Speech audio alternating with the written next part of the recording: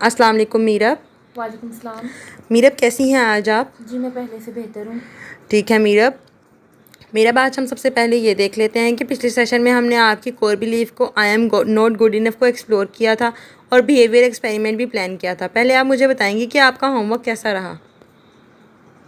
जी, thoughts record किए। एक task को परफेक्ट करने की बजाय गुड इनफ लेवल पर कंप्लीट किया।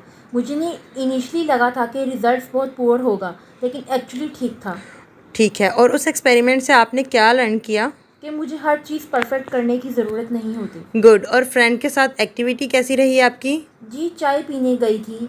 जाने का बिल्कुल मूड नहीं था, लेकिन वापस आकर बहुत बेटर फील हो रहा था। एक्सीलेंट। ये इम्पॉर्टेंट ऑब्जर्वेशन है। मूड हमेशा एक्शन से पहले इम्प्रूव नहीं होता। कभी इमोशन एक्शन मूड को इम्प्रूव करने का अपॉर्चुनिटी क्रिएट कर देता है।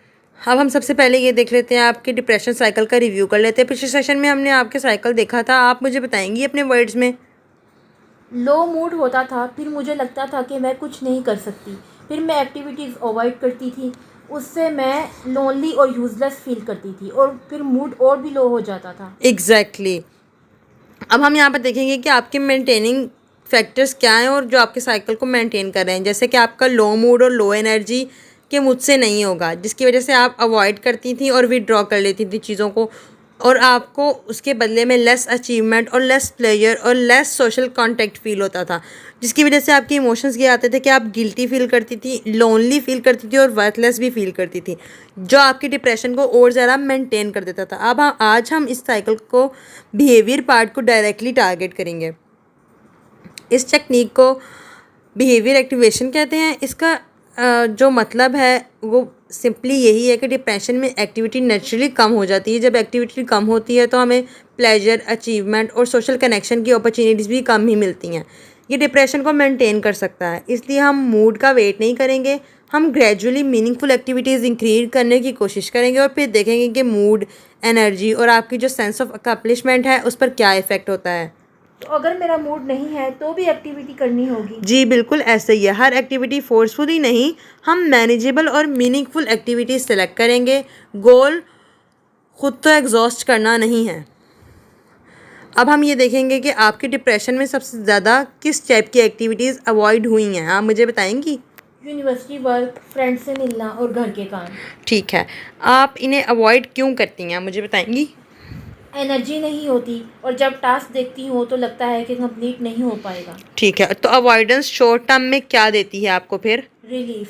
और लॉन्ग टर्म में? स्ट्रेस और गिल्ट बढ़ा देती है। एग्जैक्टली लॉन्ग टर्म में ये चीज़ें आपकी जो है प्रॉब्लम को मेंटेन कर देती हैं। अब हम शॉर्ट टर्म रिलीफ और लॉन्ग टर्म कॉस्ट देख लेते हैं। मैं यहाँ पे एक टेबल ड्रॉ कर रही हूँ जिसमें हम ये देखेंगे कि अवॉइडेंस की वजह से शॉर्ट टर्म इफेक्ट क्या आता है और लॉन्ग टर्म में हमें क्या क्या नुकसान हो रहे हैं उसके। जैसे कि शॉर्ट अवॉइडेंस में आपने ये किया कि अपना जो असाइनमेंट है उसको पोस्टपोन कर दिया, उस वक्त के लिए टेम्परेरी आपको रिलीफ मिलेगा, लेकिन लॉन्ग टर्म में लिए आपको और ज़्यादा गिल्ट और स्ट्रेस फील होगा कि आपने वो काम क्यों नहीं किया। सेकेंडली हम ये देखते हैं कि आप अपने फ्रेंड्स को अवॉइड करती हैं, जिसकी वजह से आप लेस सोशल प्लेजर फील करती हैं और आप ज़्यादा लोनली फील करती हैं इसकी वजह से।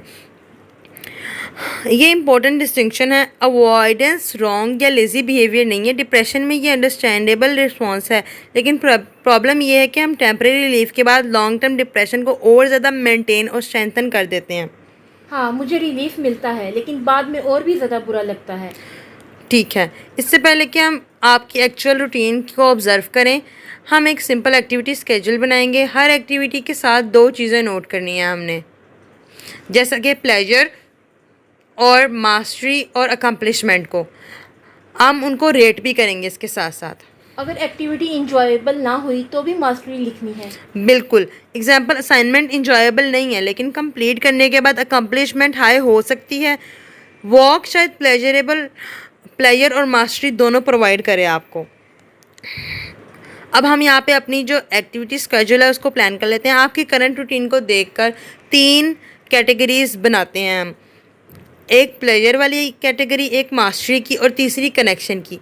प्लेजर में आपने कोई ऐसी एक्टिविटी जो इन्जॉयमेंट प्रोवाइड करती हो वो करनी है। मास्टरी में ऐसी एक्टिविटीज़ जहाँ कंप्लीशन से अकम्पलिशमेंट फील होती है। ऐसी एक्टिविटीज़ जो सोशल कॉन्टैक्ट और सपोर्ट को प्रोवाइड करती हैं, हमने कनेक्शन में उन चीज़ों को परफॉर्म करना है। मुझे लगता है मेरी रूटीन में तीनों बहुत कम हो गई हैं। बिल्कुल ऐसा ही है, एग्जैक्टली हम इन्हें ग्रेजुअली रीबिल्ड करने की कोशिश करेंगे। सबसे पहले हम वॉक पे बात कर लेते हैं, जो आपकी फ़िज़िकल एक्टिविटी आप मुझे बताएंगी। 10 मिनट्स वॉक। ठीक है, कंटिन्यू करेंगे हम इसको 4 डेज़ तक। उसके बाद हम यूनिवर्सिटी वर्क में स्मॉलेस्ट रियलिस्टिक स्टेप क्या ले सकते हैं? 15 मिनट्स असाइनमेंट वर्क। गुड, इसका टारगेट कंप्लीशन नहीं है, स्टार्टिंग होगा सिर्फ। थर्ड, हम सोशल कनेक्शन बिल्ड करने के लिए आप किस पर्सन के साथ कंफर्टेबल फील करती हैं, मुझे बताएंगी। मेरी क्लोज फ्रेंड के साथ। ठीक है, आप उसे शॉर्ट कॉल या चाय के लिए इनवाइट कर सकती हैं। जी। गुड, बिल्कुल। फोर्थ में हम ये देखेंगे कि प्लेजर में आप कौन सी चीज़ें हैं। आप मुझे बताएंगी आपको पहले क्या इंजॉयबल फील होता था? ड्रामा देखना। ठीक है, कितना रियलिस्टिक है ये चीज़ आपके लिए? 20 to 30 मिनट्स। गुड, हम 20 to 30 मिनट से स्टार्ट करेंगे इसको।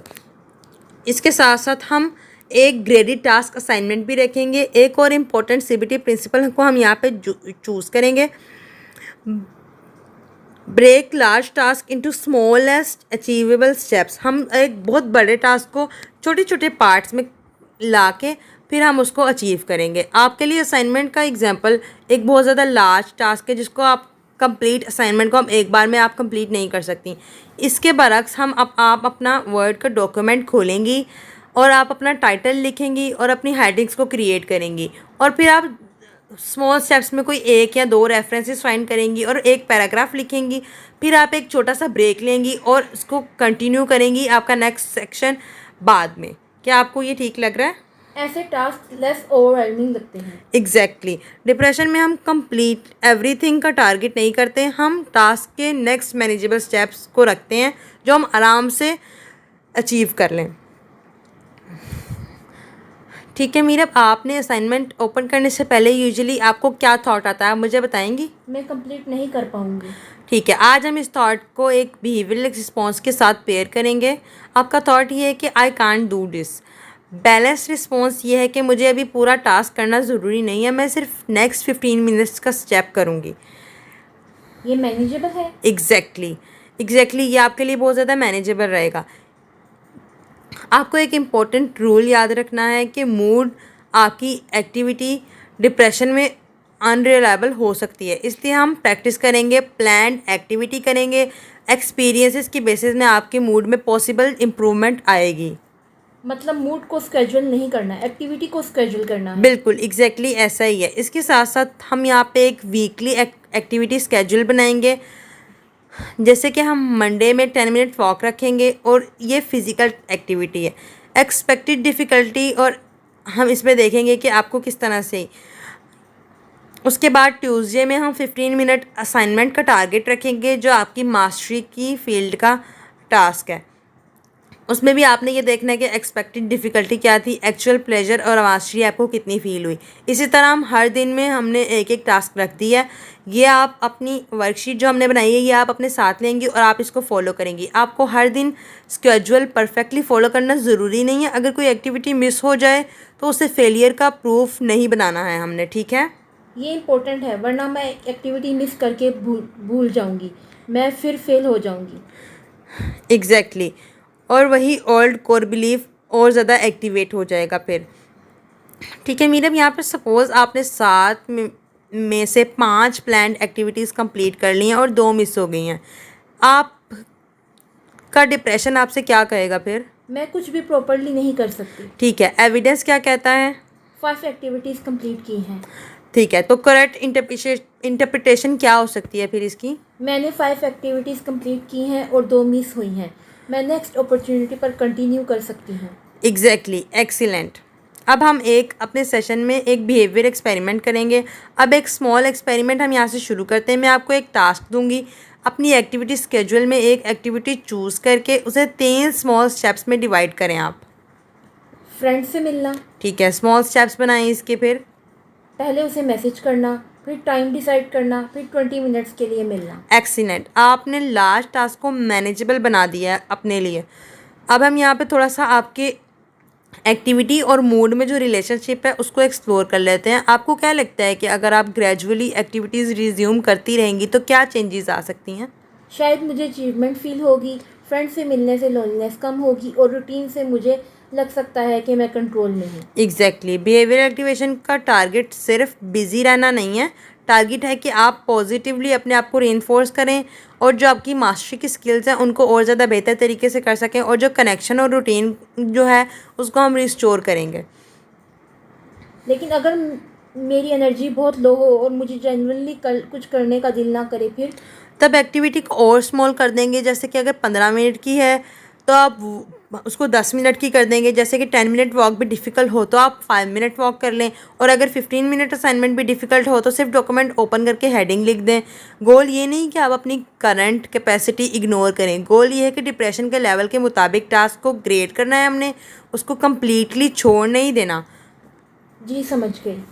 ठीक है मीरब, आज हमने आइडेंटिफाई किया कि अवॉइडेंस आपको शॉर्ट टर्म में रिलीफ देता है, लेकिन लॉन्ग टर्म में आपकी जो एक्टिविटी है वो कम हो जाती है और आपको लेस प्लेजर और लेस इंटरेस्ट फील होता है, जिसकी वजह से आपका जो इमोशंस है वो आपको और ज़्यादा गिल्ट फील होता है और लोनलीनेस फील होती है, और जो आपका डिप्रेशन है वो मेंटेन रहता है। हमने इस साइकिल को ब्रेक करने के लिए बिहेवियर एक्टिवेशन, एक्टिविटी स्केजुलिंग और ग्रेडी टास्क असाइनमेंट यूज़ किया है। और मुझे समझ आ गया है कि एक्टिविटी का पर्पस सिर्फ खुद को बिजी रखना नहीं है, बल्कि डिप्रेशन के साइकिल को ब्रेक करना है। एग्जैक्टली ऐसा ही है। इसी के साथ साथ हम अपने नेक्स्ट वीक का होमवर्क जो है वो डिसाइड कर लेते हैं। जैसा कि अभी हमने बात की एक्टिविटी स्केड्यूल की, जो हमने प्लान बनाया है आपने उन एक्टिविटी को प्लान के अकॉर्डिंग स्केड्यूल की हुई एक्टिविटीज़ को फॉलो करना है।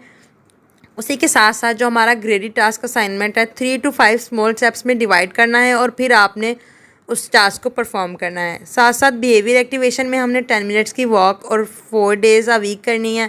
एक कोई भी सोशल एक्टिविटी, एक प्लेजरेबल एक्टिविटी और 2 छोटी छोटी मास्टरी की एक्टिविटीज़ भी हमने साथ साथ ही परफॉर्म करनी है। उसी के साथ साथ जो थॉट मॉनिटरिंग लॉग है हमने उसको भी कंटिन्यू रखना है। नेक्स्ट सेशन में हम एक्टिविटी स्केड्यूल के एक्चुअल रिजल्ट रिव्यू करेंगे, फिर हम डिप्रेशन के सेल्फ क्रिटिकल थिंकिंग पैटर्न्स को और डायरेक्टली चैलेंज करेंगे, स्पेशली जो आपका गिल्ट है और एक्सेसिव रिस्पॉन्सिबिलिटी और नेगेटिव सेल्फ इवेल्युएशन, उसको भी देखेंगे कि आपकी बिहेवियर प्रोग्रेस ने इन बिलीव्स को किस तरह से एविडेंस दिया है।